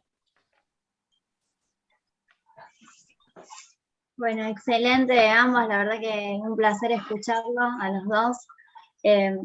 Bueno, queremos abrir el espacio, pero brevemente no quería dejar de hacer un poco una reflexión entre lo que comenzaba diciendo Fabiana y luego vos, Diego, esto de la importancia de que este diálogo de fuentes y de que el derecho interno no puede ser interpretado si no es a la luz de los tratados internacionales que también están incorporados a nuestro ordenamiento, que es una obligación convencional y constitucional interpretar a la luz de esos tratados, y que como operadores jurídicos también y operadoras jurídicas también tenemos esa obligación, que no es una cuestión no solamente una cuestión de compromiso social, ¿no? Como operadores jurídicos, que somos también reproductores de sentido social, sino que también es una obligación convencional y constitucional para el ejercicio de nuestra praxis. Porque como nosotros decimos, exigimos, por supuesto, siempre juzgar con perspectiva de género, pero también defender con perspectiva de género, ¿no? Y como operadoras y operadores jurídicos también podemos peticionar desde el inicio, desde el momento que nos sentamos en el escrito a hacer una demanda, también podemos exigirle a los magistrados esa perspectiva, esa interpretación del derecho. No sé, no me quiero extender mucho Yo quiero agregar algo que es políticamente incorrecto, pero se refiere a lo que vos decís, Lucila. Esta es una herramienta que tenemos que utilizar de ambos lados del mostrador como operadores jurídicos, pero utilizarla con responsabilidad. O sea, en un momento cuando se puso de moda la discriminación, entonces, ¿qué hacía? Bueno, estaba flojo de papeles, de prueba, o para amenazar al empleador, ¡tac!, le clavaba la discriminación. Y esto no es broma, ¿no? Esto no se juega con esto. ¿Por qué? Porque si nosotros llenamos los tribunales de planteo de violencia de género, cuestiones referidas al género, los rechazos van a ser cada vez más, ¿no? Porque no se va a analizar con la seriedad. Entonces, la responsabilidad de los profesionales del derecho es decir, bueno, acá tenemos un caso en el cual hay que plantear todo este cuadro normativo porque estamos ante un supuesto, ¿no?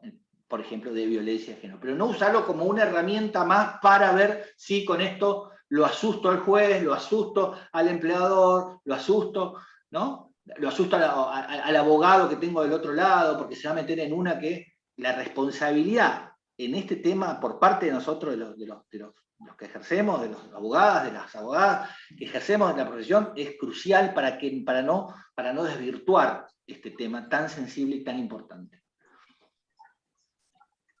Sí, exacto, porque digo, como decía antes Fabián y como lo decíamos antes Diego, o sea, interpretar desde una perspectiva de género permite poner igualdad donde hay desigualdad, ¿no? Es justamente eso y por eso el ejercicio con total responsabilidad. Y bueno, quería también hacer acento en lo que hablabas, Diego, de lo importante de la valoración de la prueba, ¿no? Y lo importante que es no solamente al momento de sentenciar, sino durante todo el proceso, porque va a ser lo que permita llegar justamente a una sentencia con perspectiva de género. El caso de la sala 1 y la sala 6, el contraste es tan abismal. Porque, a ver, en uno quedó una trabajadora con el 15% de incapacidad laboral no resarcida, y en el otro sí. O sea, eso lo decía Fabiana. O sea, esto es cuando bajás de la teoría a la práctica.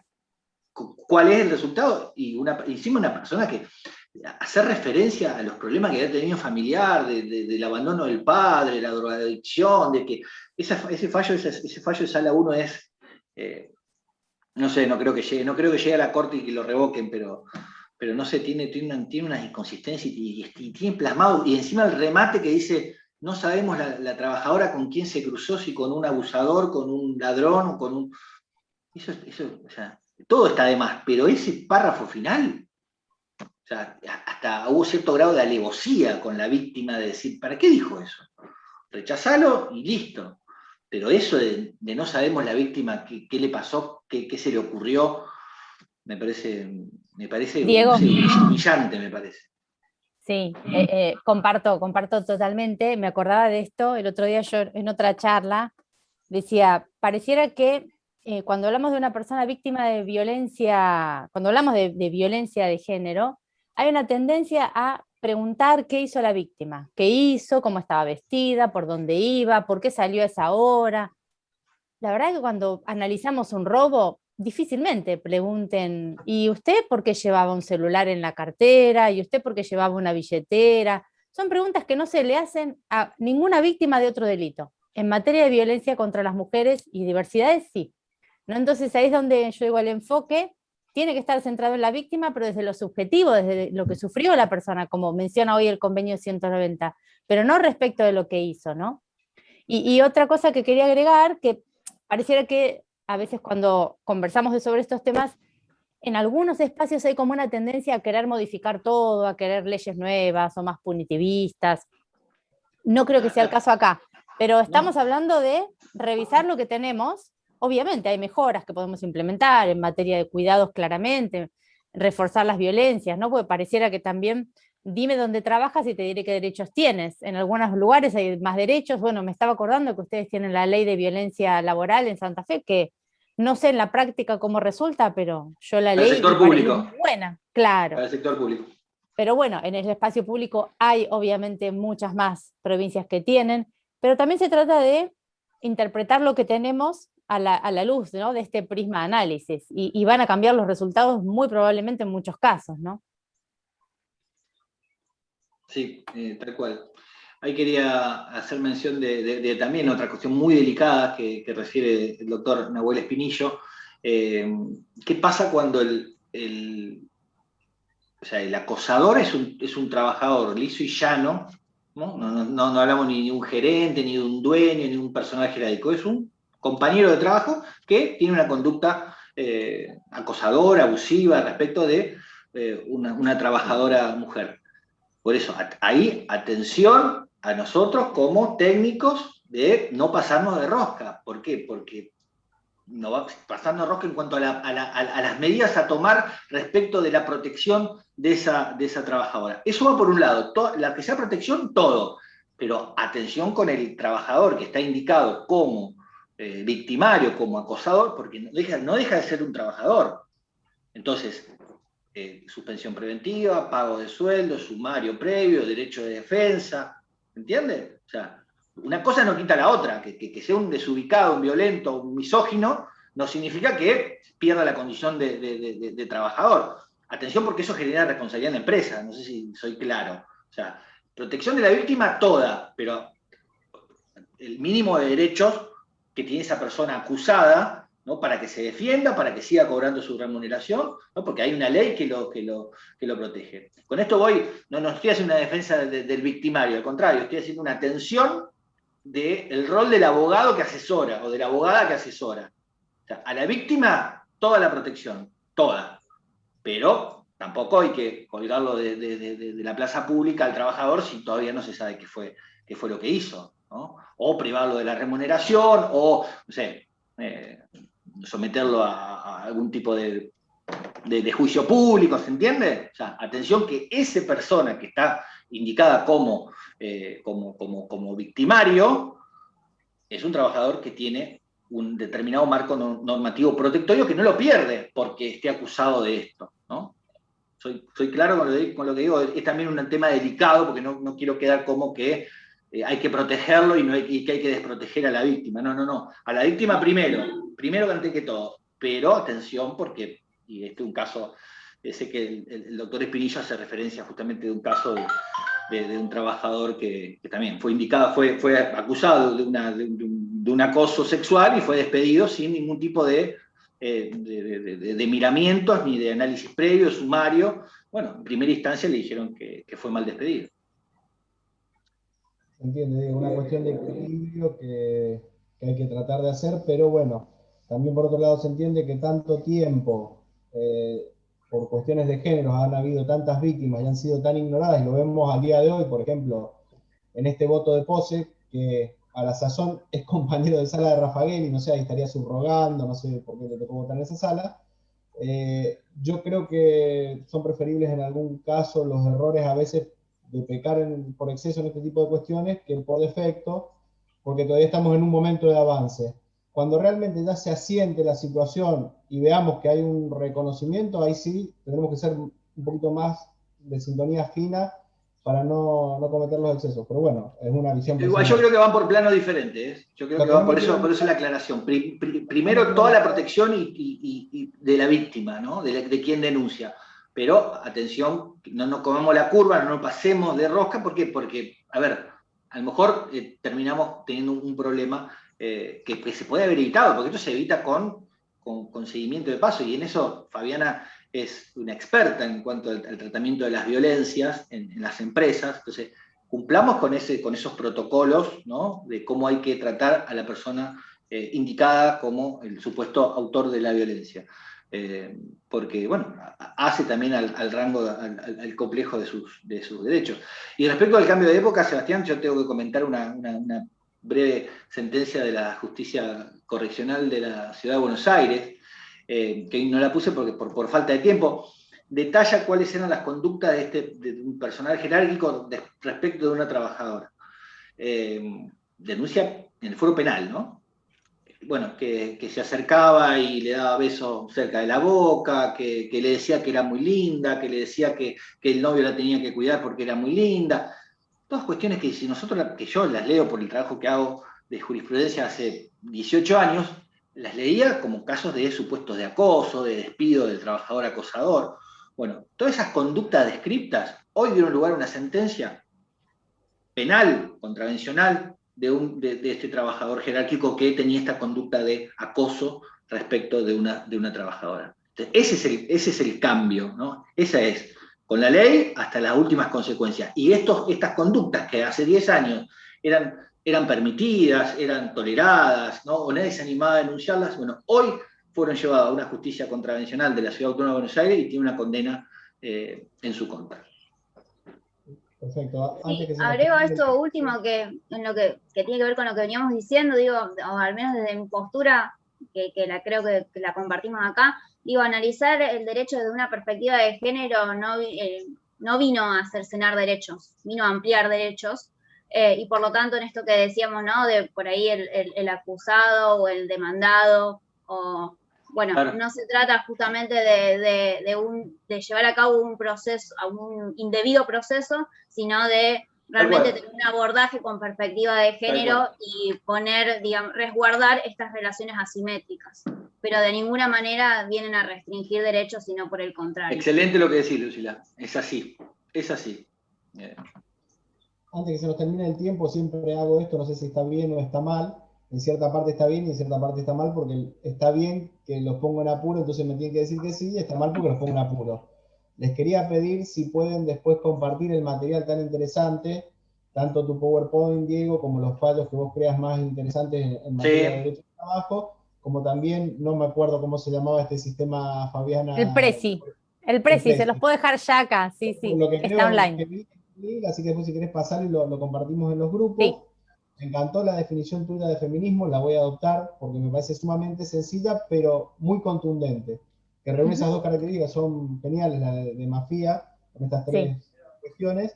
Y como se terminó el tiempo, zafaron de una pregunta que les quería hacer, y era para ambos que me dijeran qué opinión les merecía. Vos dijiste, Diego, una corte que no se capacitó en género en la ley Micaela, que le rehuyó esta cuestión. El fallo Puig con Minera, que de alguna manera toca el tema de género, pero bueno, da para mucho. Será para otra charla, porque tenemos que liberar el Zoom para la próxima actividad. Les agradezco mucho. Lucila, ¿querés agregar algo más? No, muchas gracias a ambos y a todos los que participaron. Bueno, un gran equipo, la verdad, cómo se estructura toda la actividad y cómo se complementan es fabuloso. Muchas gracias por participar. Gracias, Sebastián, Lucila, Diego, compañero, y a todos y todas. Nos seguimos viendo. Gracias, hasta la próxima. Hasta luego.